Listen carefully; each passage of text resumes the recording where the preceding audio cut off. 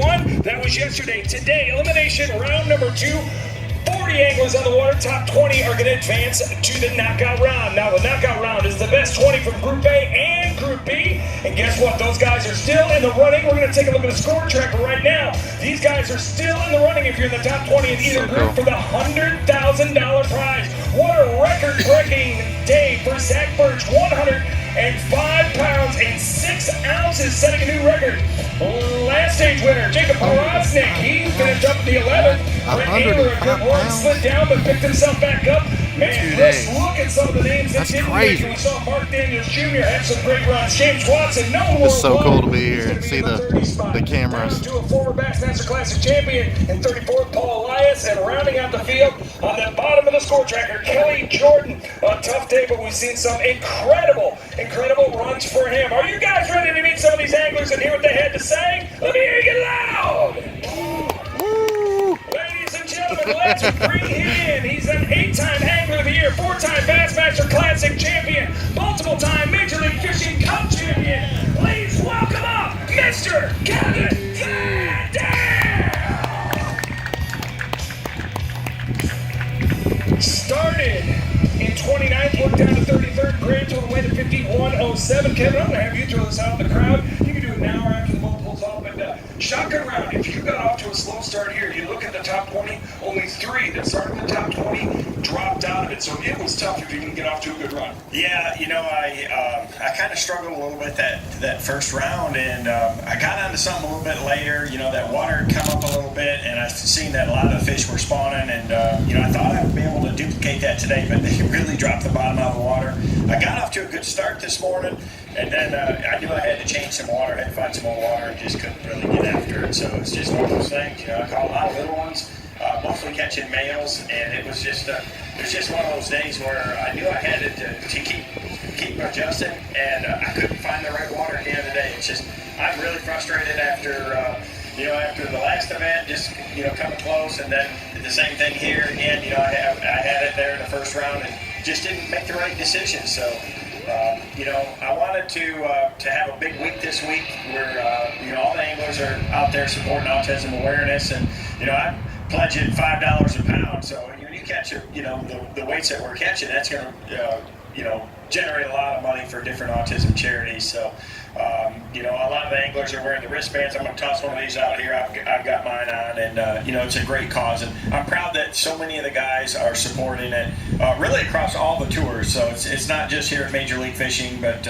you know, it's something that's close to all of us, and with it being April, it's something we've been doing every year. So it's great to see everybody supporting it so well and raising so much awareness and helping so many people that are affected by it. You know, I gotta say, just another reason to make anybody a fan of Kevin Van Dam. Let's hear it for KVT. He's gonna throw that shirt on as he drives away. We're gonna see him at our next stop, and that's gonna be in Coleman, Alabama, just after Easter break. Now let's bring him on in. He is a former Bassmaster Angler of the Year. He started in 32nd, crawled up to 23rd, thought it was going to be a chance for him to make it into the knockout round. Started with 2010, had 45.7 today, grand total of 66.1 for the G-Man, Gerald Swindle! Woo!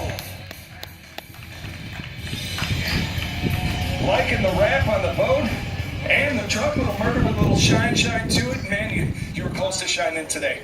We got close, man. I knew I thought if I caught 46 today, I'd have an outside chance. The guys in front of me just caught them a little better. I should have did a little better on day one. I figured out something on the end of day one. Tried to work off it this morning. They dropped the water out 6 or 8 inches. It kind of played out. I made some changes, found them again a little late in the day, and I caught a 6-8 out on some main lake stuff, and I started catching some bigger fish. I run out of time. You know, you give these guys a head start, Lurch, they're gonna run out for money, and I knew it. When you're trying to make up 11-pound deficit, you got to hustle. They just got it done this week, and I did. But it's the Tennessee River, so they're gonna catch them again. It'll be better as we go along. But we're headed to Smith Lake and Coleman next. I look forward to getting in there and getting after it. You know, with the water going up and down, if you're focusing on bed fish and the water's sort of dropping out, it's not like you can sort of back off and just go pre-spawn sort of fishing, is it? You really can. If you're trying to catch these bed fish, anytime the water moves up and down, they spook you. On the Tennessee River, when the water doesn't come to full pull and stay stable, they're scared anyway. I don't care if he's locked on, it takes twice as long to catch him most of the time, simply because the water's moving. When the water gets stable for 2 or 3 days, you catch him on the first cast. I almost said, don't even mess with it. I tried to fish for fish in dirty water, move around, caught some shallow cranking, and when I got on the main lake bluffs, I found out that's where they're all grouped up at, because that just seems to be where the current stays less at. They got them pushed up against it, and they're just sitting out there in deep water, 10 or 15 foot deep, and there's a bunch of them out there. Best thing we found that you said at the end of the shotgun round, what did you figure out? I figured out you can take a shaking head, a quarter-ounce jig head, and a Zoom trick worm, and 10-pound line, and just get on them bluffs and fish any current break, gravel swing, and you can catch them. I mean, I caught that big one doing it, lost another giant doing it, and I realized it's just a little too late. I had an hour left to do it, and that's one thing about this deal that's exciting. I tell everybody, if I compare us and they ask, what's fishing, what's the Bass Pro Tour really like? I said regular tournament fishing is what boxing was going to be 10 years ago. Boxing used to be the only thing you want to watch on TV because it was exciting. Then MMA come along, and now everybody wants to watch MMA because it's so much more exciting and things happen so much different. That's kind of where we're at in the sport with this today. It's so exciting. Even when you're 11 pounds back, you still have a shot. It's no different than an MMA match. If you can stand up and swing, you still have a chance to knock somebody out. To me, that's what makes this whole deal fun. I think that explains it. Fantastic. Let's hear it for the G-Man, Gerald Swindoll. Coming in now, he started in 7th to drop down to 14th. He said his shotgun weight was 44.08. Elimination round, he went 32-13, 35 scoreable bass, and a big one, a 701. Make some noise for the first ever Major League Fishing Cup winner, Brent Taylor. Man, at the start of the day and throughout the first period, you started sliding like whale snot down an iceberg for a little bit, but you put the hooks in it and stopped it, and you got your heart started back up with that big one.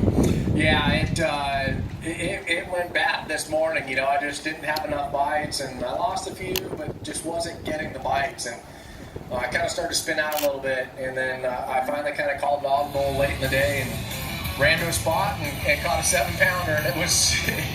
it helped the day after that. It just made things roll. I got excited. I started running. I knew what to look for, and I started getting the bites again. In practice, I was getting 30, 40 bites a day, it seemed like. And, each day of practice, or each day of the tournament so far, I've been getting fewer bites. But today in the afternoon, it was like I couldn't do anything wrong. And I needed that because I was in 7th. I think I dropped all the way to 25th or almost 30th. And, it felt good to jump back in and advance now. I mean, I can't tell you how poor my decisions were this morning and then how good they were this afternoon. I got to say, GoPro's one of your fine sponsors, actually hooked us up with that footage of that big one you caught.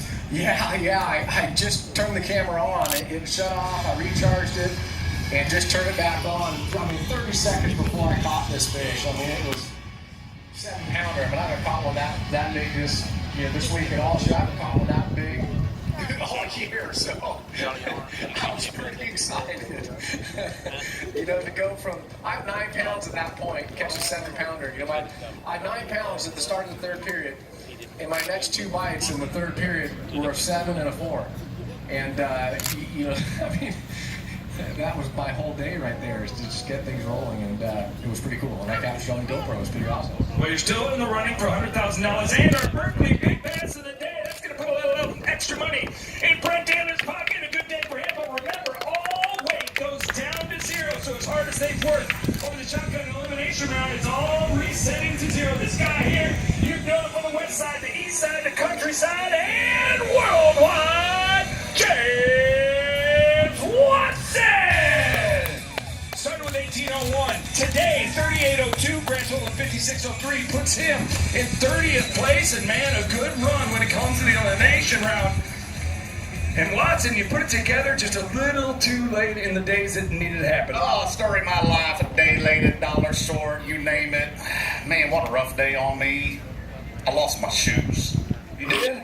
You clipped your nails last time I saw you. Yeah, they were getting pretty. Actually, I grinded them off. My place I stayed in had a grinder wheel that was really in good shape, and I grinded my toenails off just to come see you. But today I got my frog hung up super shallow, and I I can't lose that frog. So I just jumped out the boat. Did you really? Yeah, and it was super muddy. I sunk down the mud about that far, and I pulled my right foot up first, and my flip-flop came off. You just like that. That's the sound it made. Thank you for making that sound. And then all of a sudden I'm like, what do I do? And so I spun around and I pulled this up just enough, and this will come off.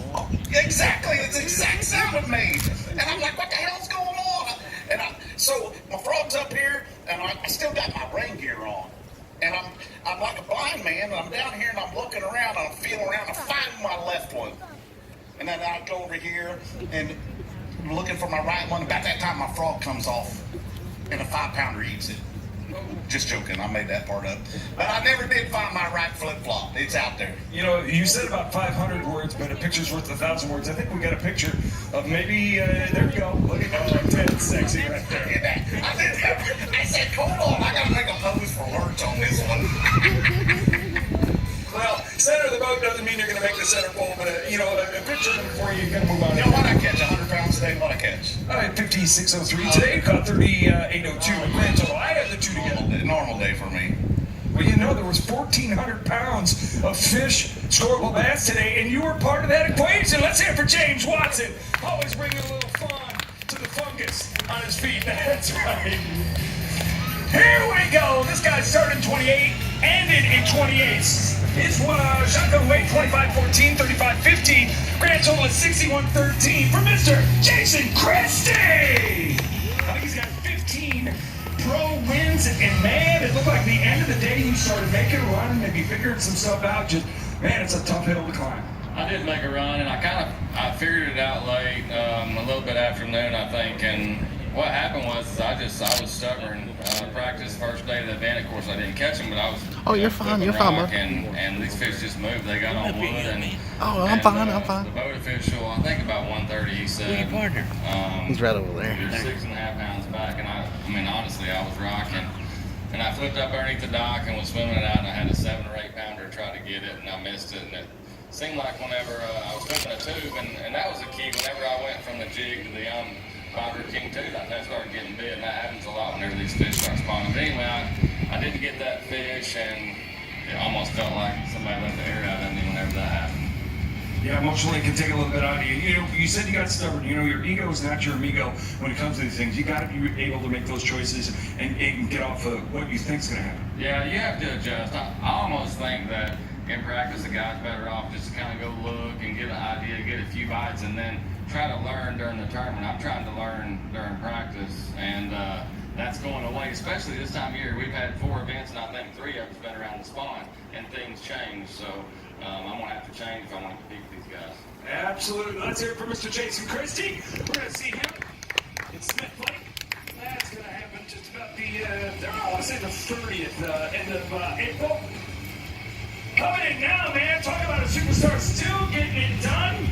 He started in 15th, moved up to 12th place. Grand total weight of 79, 14, 40 scoreable bags for one of the legends, Tommy Biffle.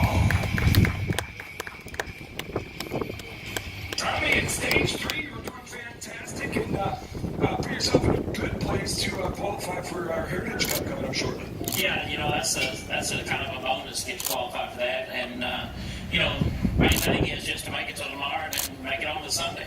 Is it about finding your stride or more so the pace?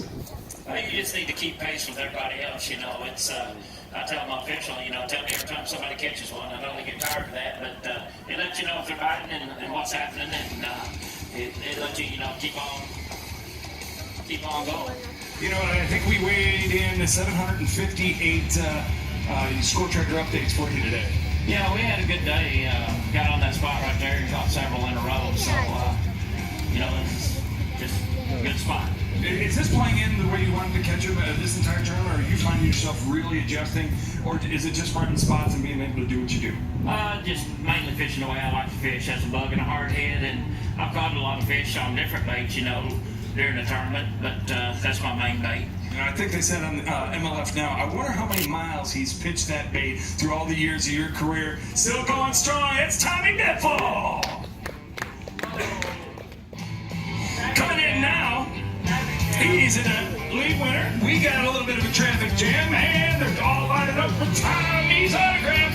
Well, this next guy coming in, he's won some elites along the way, and man, he's had some good showing here with the Man's Pro Tour. He started 9th, went down to 13th, well cut him some slack was going to take all 79 pounds and 13 ounces away from him, going to snatch it up out of him. The score tracker, it's none other than Todd Fairclough! Representing our good friends over at B&W Trailer Hitches.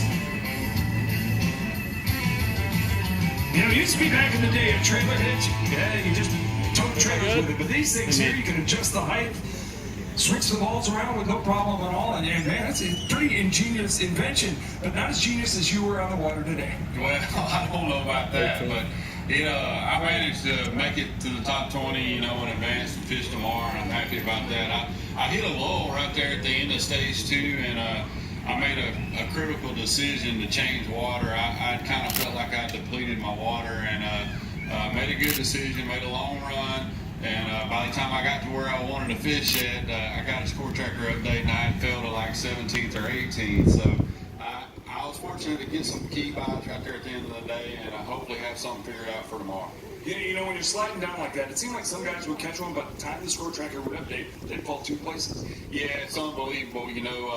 If you go 30 minutes to an hour without catching anything, you're going to start falling fast here on Lake Chickamauga, and that's a testament to the fishery and also the fishermen. And when you look at the weekend coming up, are these spots that are going to replenish, or are you constantly having to find something new? I think you can, fish a different area every day, and I think you'll be better off. These fish are wanting to spawn. Some of them are spawning, and I think if a guy will run new water each day, he'll have a better shot. And he might get off a spot you want to get into. Let's really think about this. Todd Fairclough, a great run from him. Trying to get into that top 10 when it comes to the knockout round. Only the top 10 will advance, and once again, the score tracker will be reset to 0. He started 38, moved up to 37. A little bit better on his elimination round. A grand total of 35 pounds, 1 ounce, 20 storable bass for Jason Lambert.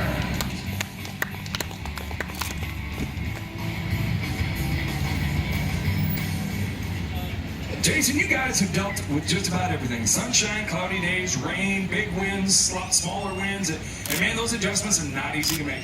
Well, they're not, and one of the biggest things that happens on the Tennessee River, this end and the end that I'm from over at Pickwick, is when this water level starts doing what it's doing, up one day, down the next. I mean, it's down 18 inches today, and these fish want to spawn. They're wanting to spawn really bad. And I'm wanting them to spawn really bad, so they'll get their butt back offshore where they belong. But it is an adjustment. It's frustrating to have a couple bad tournaments, but that's fishing. That's why they call it fishing. It's not catching. I always said I don't like catching. I don't like fishing. Fishing's boring. I like to catch, and haven't been doing a very good job of that. But we'll get it straightened out. Key setup for what you did catch the squirrel bass. What was the key setup? I threw a lot of spinning rod this week. I threw a net bait that we got with Jim LaRue on a pig head, and I threw Biffle's bug quite a bit too. And obviously, I just didn't throw it in the right place because he's going home and I'm going home. Well, that's all right. Tommy Biffle's been doing a long time, but when they name it after you, you better know how to throw it. Let's hear it for Jason Lambert.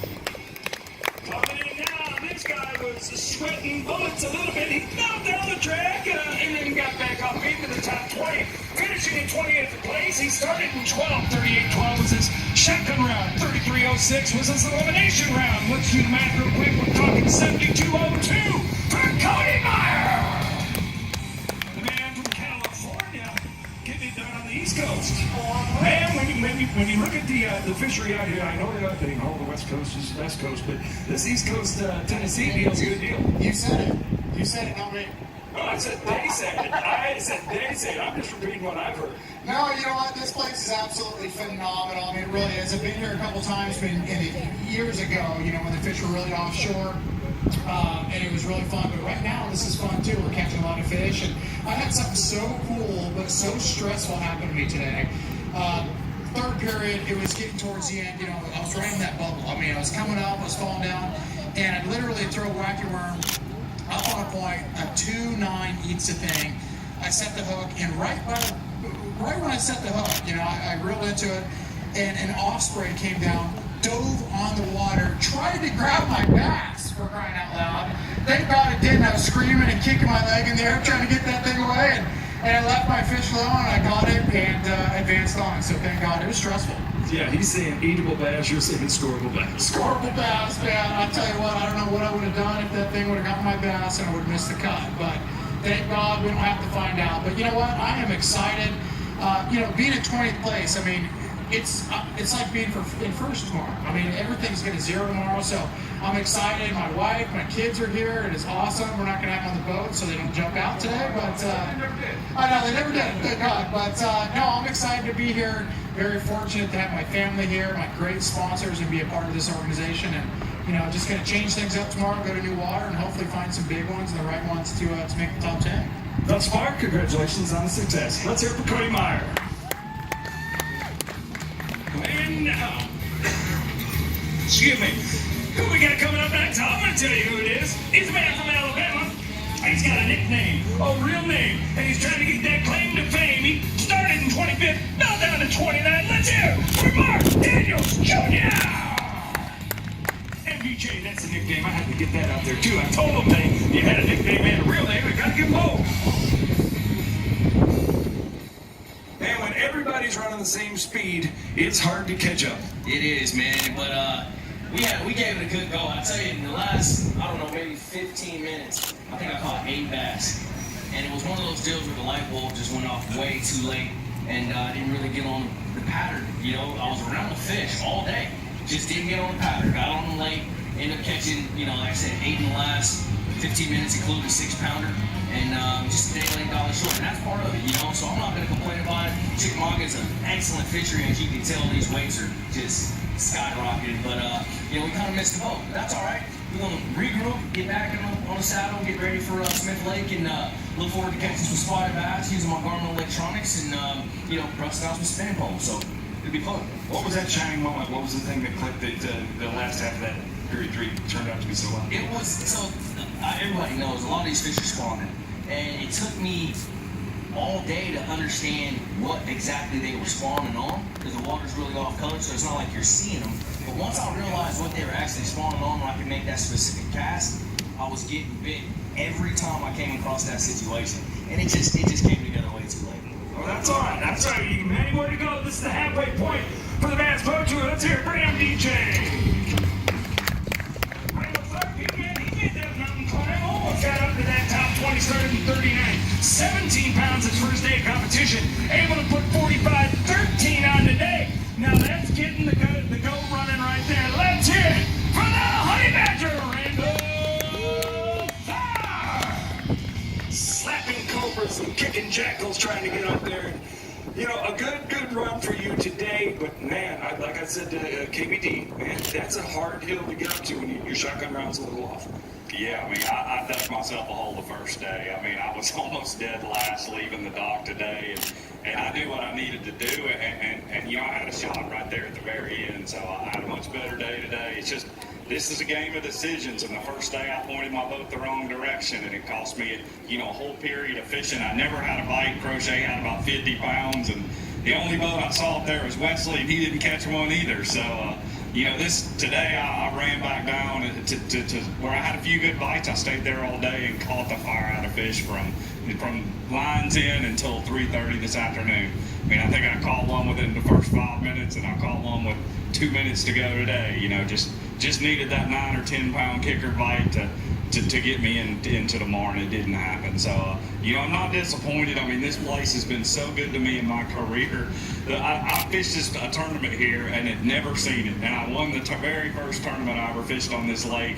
I've never missed a check on this body of water. It's my first one. And, it hurts, man. A place you got so much history and a fish.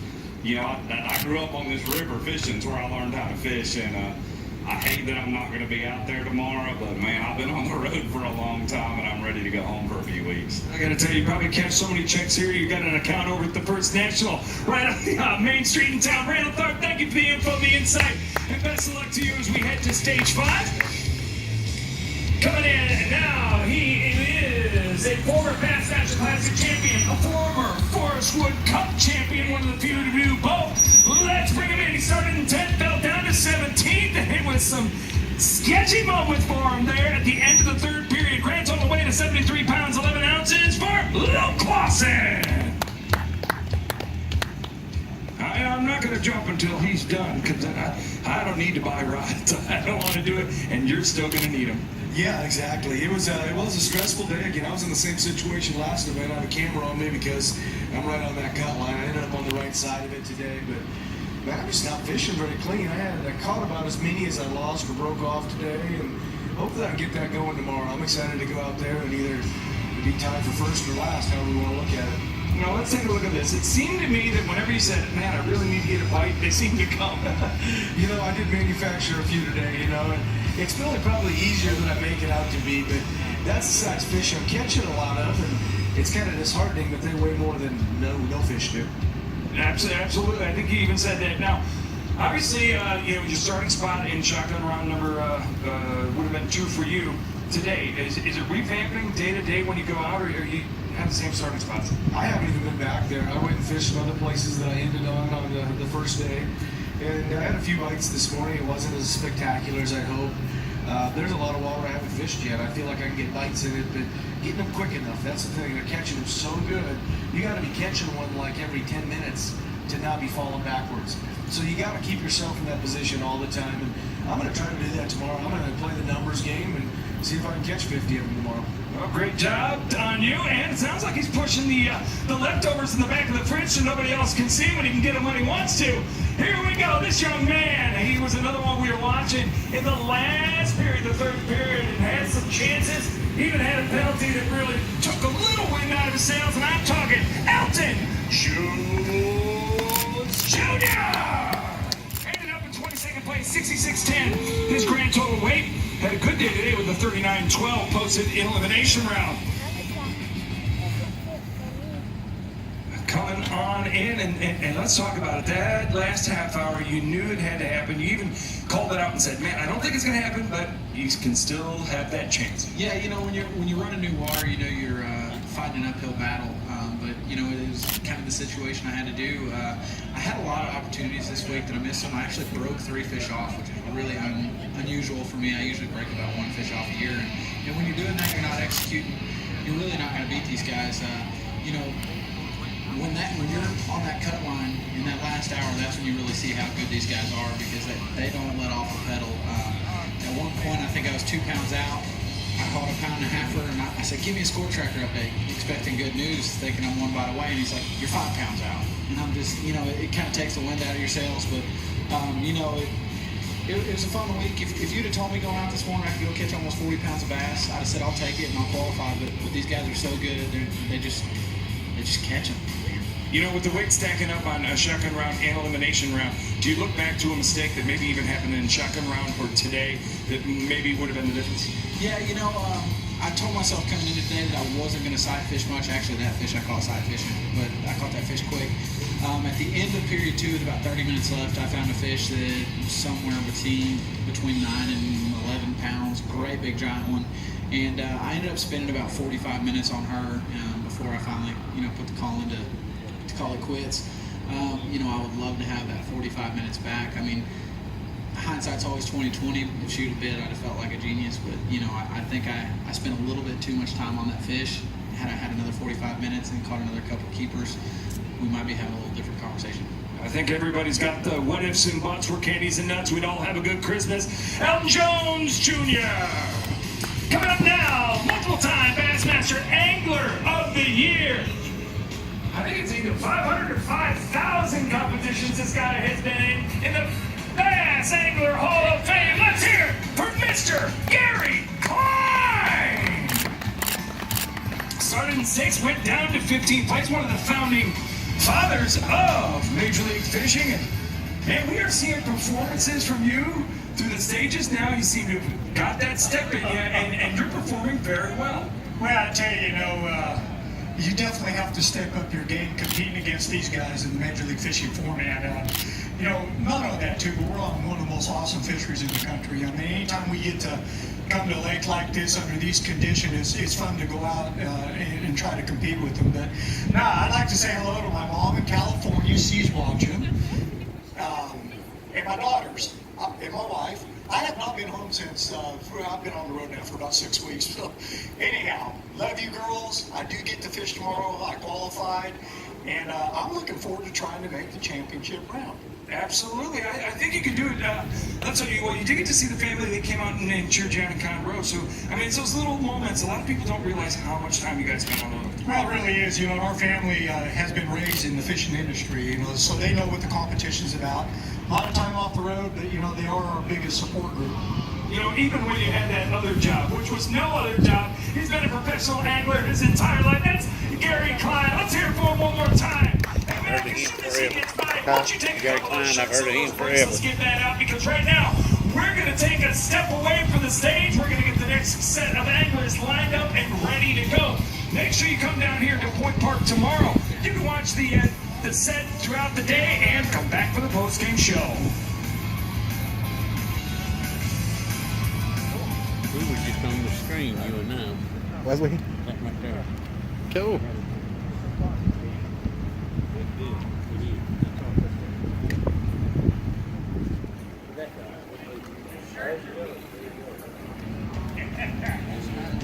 What's happening, partner? You all right? I'll explain you about Say what? I know. Resting all week. Well, I ain't in the post right now. This guy's out here. I'm walking on up. Move that dude right out of the way. He's cracking up. Get a base. Cool. Thanks, buddy. Appreciate it. You bet. You got people passing out to you, right? That's pretty sweet.